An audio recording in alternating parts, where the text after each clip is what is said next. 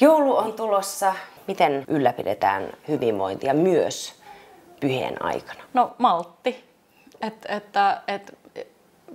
Mä en tunne yhtään ihmistä, joka pitää siitä olosta, mikä tulee ylensyönnin jälkeen.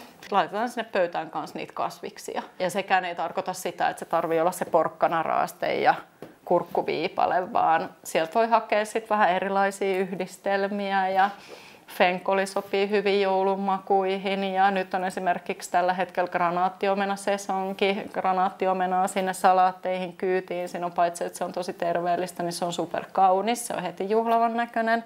Sitten esimerkiksi persimon on nyt, eli saronhedelmä, eli kakihedelmä on nyt myös sesongissa.